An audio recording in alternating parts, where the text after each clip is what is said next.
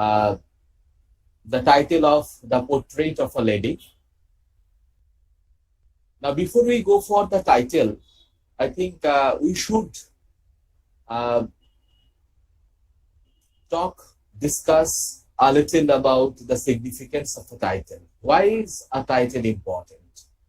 Now, if you join a creative writing workshop, if you analyze how does a writer write, then it will be very interesting to look at that, to know that how they are meticulous regarding the naming of a novel, regarding the title, uh, choice of the title of the novel, because it is something that is can give a very great impression on the mind of the readers.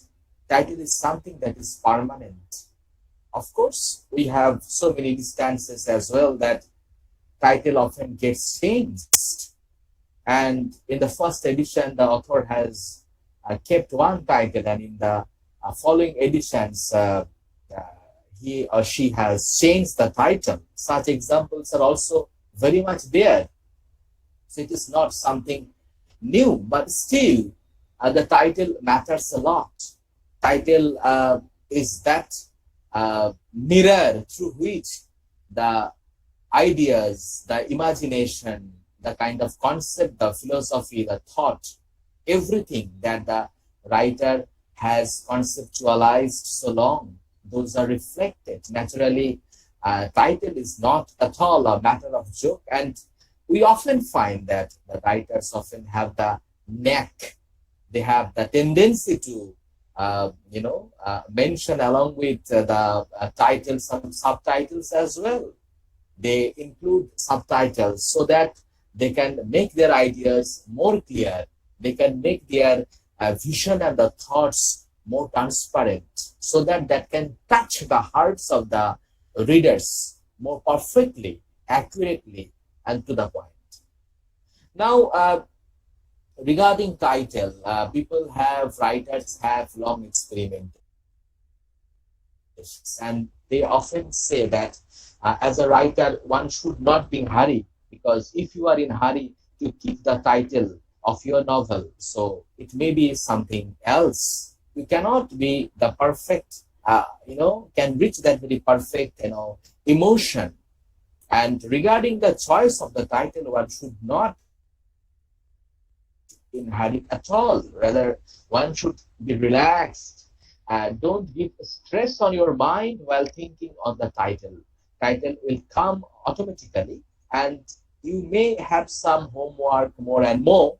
And the more homework you do gradually, so you will come up with new titles. And then out of the huge collection of titles, you must select one that you think that will be the perfect one, the best one for your creative writing. So this is what title is all about, because title somehow is very permanent, impression on the mind of the reader and the posterity, because history will talk a lot more about the title. History will repeatedly think about the title. So this is something that one should not ignore at all.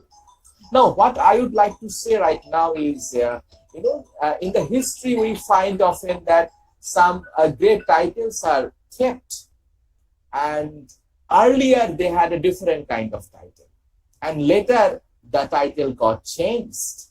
So such examples in history are numerous. I would like to share with some of the very brilliant texts that we know. It had a different kind of title altogether in the initial stage, but later the actual title came out. And we all know Jane Austen's Pride and Prejudice is a magnum opus, but actually the name of the title was, the title actually was First Impressions. So look how First Impressions became later on Pride and Prejudice, which has a different charm, which has a very good impact on the mind of the readers. And so is John Steinbeck.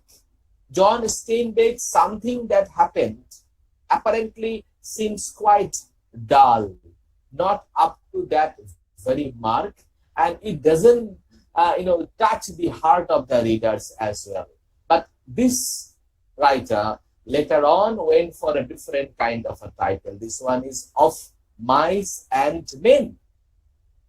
And Harper Lee's wonder book, To Kill a Mockingbird. This title, if you search on any online bookstore, and still it is so popular. Any online bookstore, anywhere you search for this kind of a title, you will find Kindle or anywhere, Amazon book or Flipkart books, the book still is very, very popular. But earlier, Harper Lee's To Kill a Mockingbird had a different kind of title, and it was Atticus, Atticus. So Atticus is not at all impressive. We, the common readers, can easily understand that such kind of non-impressive title will immediately keep the readers away from reading, purchasing a book like this, selecting a copy like this, and they will not at all be interested in, because your first impression often matter a lot.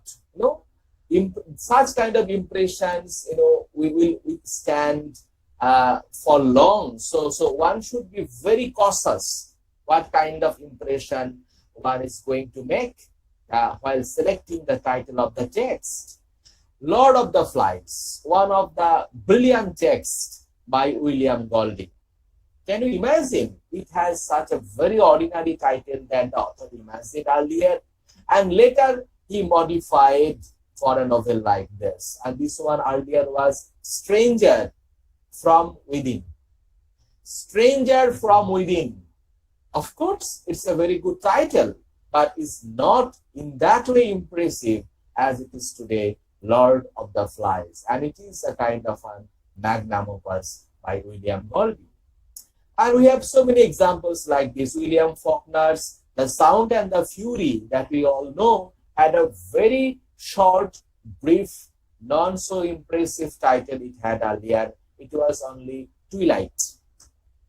And the same Leo Tolstoy's War and Peace was actually All's Well That Ends Well. And I would like to stop here, giving these huge references of how title got changed, why the author is very laborious, very cautious, very fastidious. Another one example is one of my all-time favorite poems, and everyone's. This one is T.S. Eliot's Wasteland, The Wasteland. Now, The Wasteland had a very different kind of a title. He who do the police. So such kind of a title it had earlier. So I think that one should be very, very choosy. One should be very, very cautious, and one should be very, very attentive. Not at all initially satisfied with a very immediately soothing title, impressive title, because it may come something different, it may come something new later on. Now, when we are talking of Henry James's novel, The Portrait of a Lady, because this title demands, this title invites lots of discussion. This title talks a lot about so many references. Actually, I think before we go for a title like this, discussion of a title like this, The Portrait of a Lady, we should be more and more focused on the particular social condition that the author would like to point out. This one is the tension between two different forces. The two different forces that we find here, one is the individual and the social. Now, these two different forces, individual versus social, are of course not of a balance, because how long one individual can fight against the social? But somehow we find that such kind of potentiality, such kind of potential, such kind of capacity can be found in some individuals. And the character, Isabel Archer, who is the cynosure of the whole text, the portrait of a lady, if she promotes the idea of individualistic thought and expression, so we find the society on the opposite, and the tension and the kind of repulsion and attraction on both ways, that is very much functional in the whole narrative of the text that we know, the portrait of a lady. So this creates the kind of a huge plethora of interpretations. So this tension between individual and society looms large as we move more and more. Now, if we look at the character, if we look at the particular, significant heroine of the novel, who is Isabel Archer. Now, Isabel Archer is basically an independent spirit. Isabel Archer is a representative of free spirit. He moves for the fulfillment of some of the desires that she had to fulfill. She had to reach certain destinations that she had in mind, and she is something that she would like to, make it, complete in this long journey of life. Now, Isabel Archer basically wanted to be independent, but the kind of tension, the social tension and the repulsion that we are talking about, it didn't allow Isabel for long to be independent and free in that sense. Okay? So she became a victim, of course, but she had her own kind of choices. So what are the choices that we are talking about here? Now, if we, the way Isabel Archer at the very initial stage refused the very lucrative proposal of Lord Warburton, it makes clear quite early in the novel that Isabel is also a kind of a personality who is stubborn by nature. And she has a fixity in mind because she wants to be free thinker. And this free thinking young woman, Isabel Archer, is not to be cowed down, and she never wants to put her, in that sense, journey, the motive immediately with certain obstacles that she faces on the spot. So Isabel is something, not only a character. Isabel is the more we read Isabel Archer, she becomes a kind of a motif. She becomes the kind of a motif of eternal freedom and choice that every free-thinking woman would like to possess. Isabel is that particular symbol of every ideal woman, self-dependent woman who wants to roam, who wants to explore, who wants to make her own identity. and she doesn't want to be satisfied immediately with materialistic possessions. This is something that Henry James categorically wanted to prove in this novel. And now she not only projects Isabel as a free thinker, but at the same time, to make the narrative climactic, he also arranged certain conditions that continuously distracted the goal, the aim in life of Isabel Archer. Now, Isabel is someone who has a conscious commitment to individualism, that she all the time thinks that she must be individual and individual. She must have certain goal in life. She must reach some destination. But at the same time, this Isabel Archer has also an unconscious desire. So what is the unconscious desire that she possesses? The unconscious desire that Isabel Archer possesses is for comfort. As a human being, she also has that sense of comfort, sense of safety, sense of stability, and a sort of grave thought for the social custom.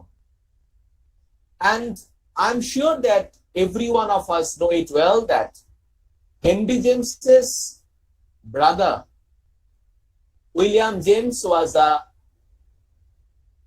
philosopher, thinker, psychologist, not in that sense, but he researched a lot about human psychology, human psyche, and the philosophical understanding of human thought and human expression. Now, the kind of environment in which Henry James grew up, the kind of discussions which took place around, and it is a kind of a very popular story that the two brothers and the father and all the members, they sit together. They used to sit together in the dining table, and they had the long conversation about what is happening around, and critical discussion, psychological discussion that is taking place in the society, in the culture, in the academic platform, in the intellectual platform. So, regarding the human psychology that Henry James was familiar with, so there is no doubt that he will prepare, he will magnify a character like Isabel Archer, who must be torn between these two opposite kind of emotional upheavals. In one hand, she has a kind of a conscious commitment to individualism. On the other hand, she has that binary, opposite feeling of, a hidden psyche, an unconscious desire for comfort, safety, and a secured life. So, throughout the journey, Isabel ran in between. Now, what really happened to Isabel? So, why is Isabel so? Now, if we try to map up in that way, why Isabel behaved, why did she behave in such a manner? What really happened to her? Then we find that Isabel's upbringing was not easy and free flow. Rather, Isabel had a very haphazard kind of an upbringing. And her father left Isabel. And because of that deserted identity that Isabel had to carry in her life and career, so it became obvious in her life that she would seek for intellectual independence. So this intellectual independence that she found, it is quite necessary for her own existence. Because think of the kind of environment Isabella Archer actually grew up. And at the same time, this kind of being deserted feeling on the part of Isabel Archer, it provoked her to be more and more curious about an environment that can offer someone security.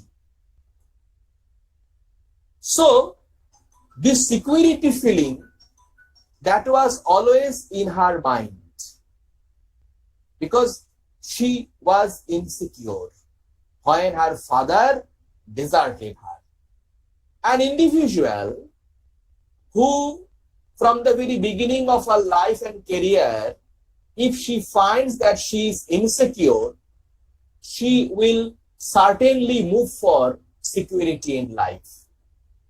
This is very clear. This is very, something that the common behavior of every individual. Now, what is happening to Isabel Archer more and more? Now, Isabel, on the other hand, is an individual full of imagination. She was nurtured with a very mammoth capacity of imagination. She had that very huge probability and possibility of applying her moments of imagination. And now, how did it grow up in Isabel Archer?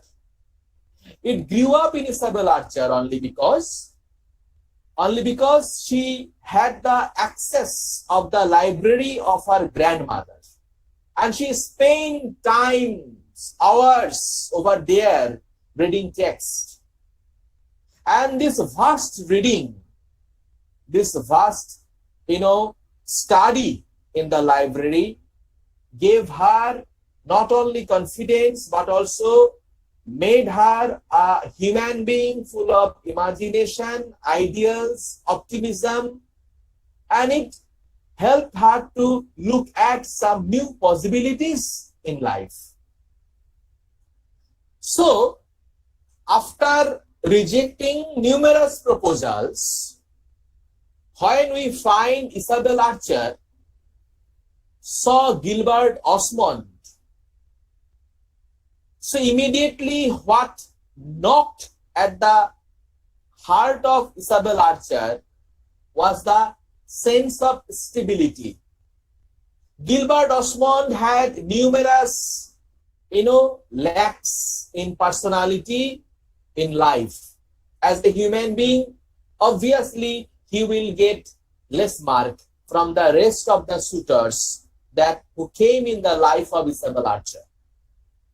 But on the other hand, what I have to mention is that somehow there is a kind of a sense of stability in the personality of Gilbert Osmond. And the very same kind of thing that attracted Isabel Archer as well. And immediately she, could sense that if she gets into the, relationship that we call marriage with this particular man, then what will happen? Her life will be secured. So, in spite of several flaws, Isabel Archer wanted to ignore the flaws which were very much, foregrounded in the personality of Gilbert Osmond. Gilbert Osmond was arrogant. Gilbert Osmond was narcissistic. Gilbert Osmond was cruel. In spite of such very serious kind of shortcomings in the personality of Gilbert Osmond, we find Isabel Archer to ignore them all only because of the kind of security that she might get if she is in a relationship with Gilbert Osmond.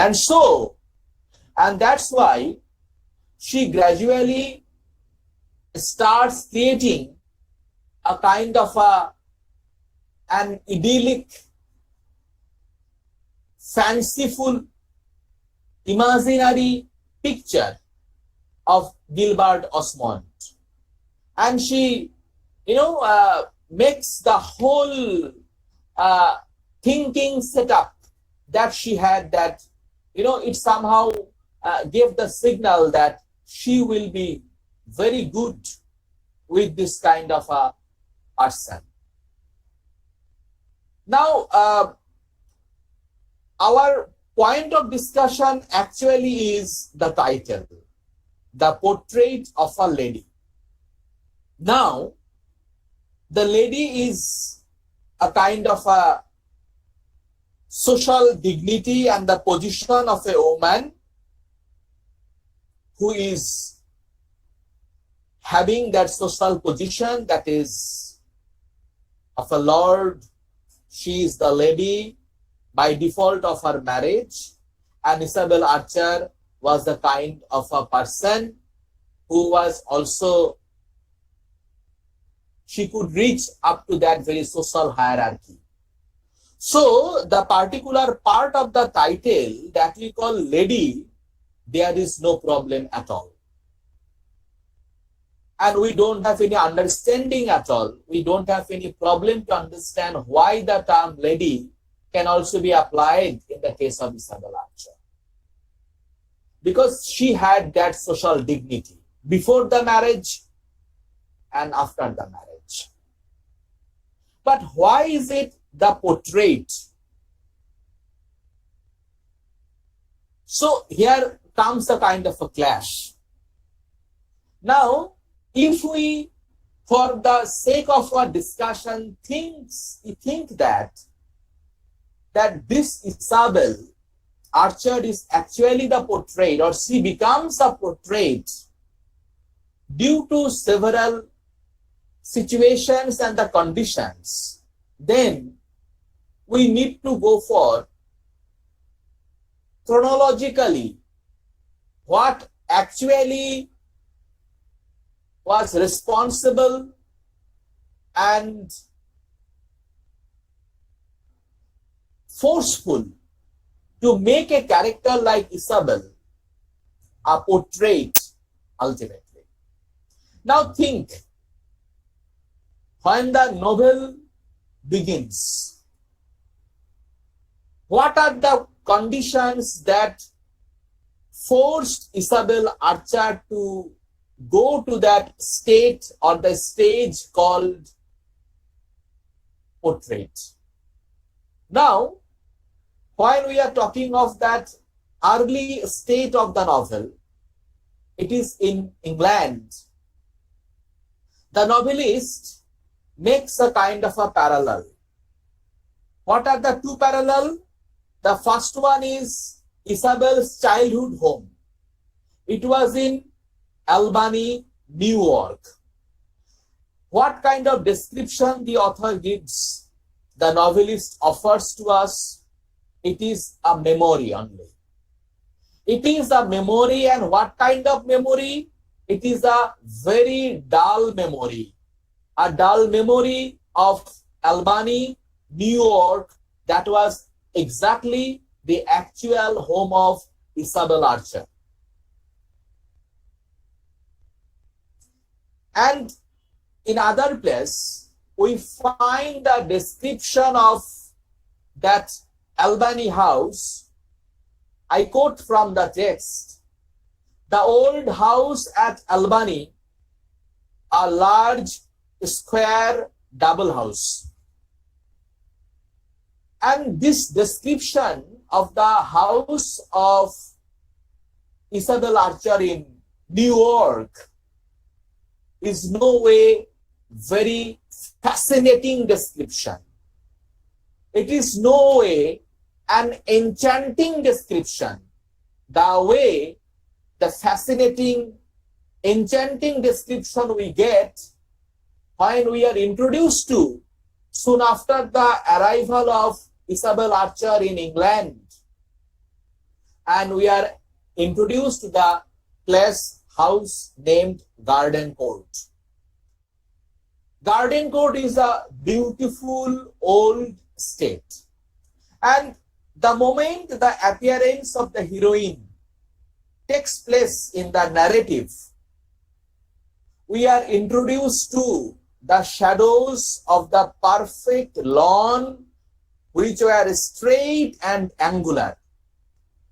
The kind of aristocracy in description, the kind of brilliance in description that is clearly visible in the narrative of Henry James while describing Garden Court. We don't find such kind of description when he was describing the house in Albany. I would like to read out a portion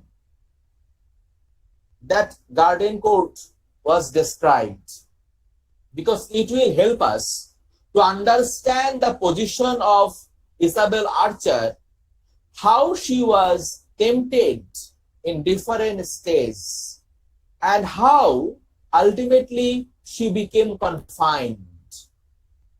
That a lively character, a lively spirit called Isabel Archer, how does she become a portrait? To know this, we need to go chronologically. Now, let me read out directly from the text the description of very scenic beauty, very enchanting beauty of Garden Court and the location of England. Stood upon a low hill above the river being the Thames, some 40 miles from London. A long gabled front of red brick, with the complexion of which time and weather had played all sorts of pictorial tricks. Only, however, to improve and refine it, presented to the lawn its patches of ivy, its clustered chimneys, its windows smothered in creepers. Such a description is so fascinating, so magnificent. It seems we are reading a picture. The house that one can have in imagination. The house that one can only dream of. So the dull memory she had, the present beautiful description of home that she gets there are totally different. So it heightens her aspirations in life. It heightens her imaginations in life. And the very next thing that we are introduced to, the person who also proposed Isabel Archer for marriage, is the house of, Lord Warburton. Lord Warburton is also a kind of a character who is, manly, very stable, aristocratic, and charming. And now the description of his house also is very fascinating. And I would like to read out a portion.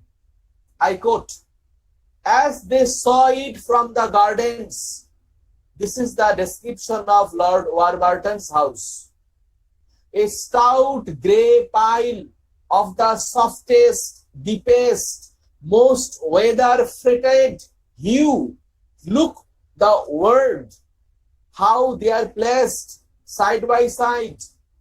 The softest, deepest, most weather-fretted hue, rising from a broad steel moat. It affected the young visitor as a castle in a legend. So, immediately the kind of impression that Isabel Archer gets, it's only possible in legends. But this is something she can, see face to face. This is something which is in front of her, that she can perceive. It is unbelievable, unbelievably great and extraordinary. The very first meeting with Gilbert Osmond and the villa that Gilbert Osmond was staying at that very moment in Italy, that famous city called Florence, it also heightened the spirit more and more of Isabel Archer, just like a free bird who roam from one branch to the another branch. We find Isabel Archer just like a free bird, a free spirit who is not a portrayed, rather lively, free spirit, sitting on different branches and moving on in so many places. And the aspirations is trying to reach higher and higher. So how was the villa? The villa was a long, rather blank-looking structure, far projecting roof, which Tuscany loves and which, on the hills that encircle Florence, makes so harmonious a rectangle with the straight, dark, definite cypresses that usually rise in groups of 3 or 4 beside it. House had a front upon a little grassy, empty rural piazza, occupied a part of the hilltop, and this front had somewhat incommunicative character. Look, in one hand, that grassy, empty rural piazza, and at the same time, the very contrasting, very juxtaposing, very opposite kind of a character in this very beautiful scenery. And the character is somewhat incommunicative, who doesn't talk much, who is not someone who communicate well, rather someone who would like to hide something, and the character is incommunicative by nature. It was the mask. So the character, the owner of the villa, wears a kind of a quote-unquote very important word, mask. Not the face of the house. It had heavy lids but no eyes. Windows seemed less to offer communication with the world than to defy the world to look in. So, miscommunication or no communication at all are something that can be found in the opening, in the first introduction with Gilbert Osmond.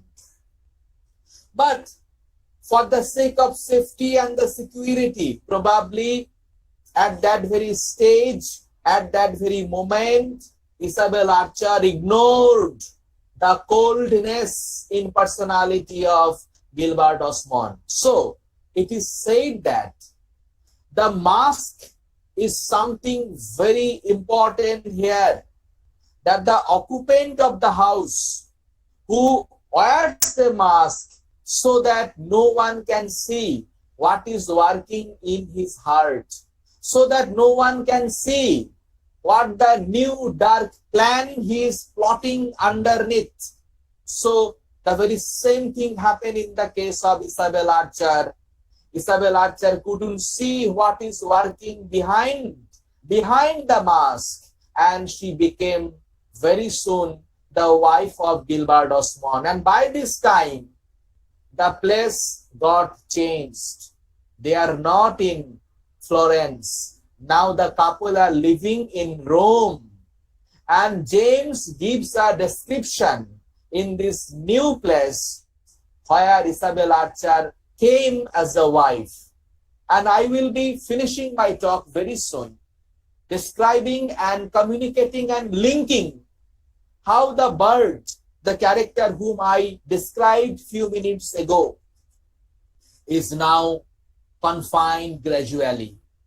How the beautiful butterfly-like character who was fluttering and enjoying the real beauty and the meaning of life is now gradually confined in the dark plan of Gilbert Osmond. The moment she became the wife of Gilbert Osmond, look, the new house in which Isabel Archer came as a wife, a dark and massive structure, a palace by Roman measure.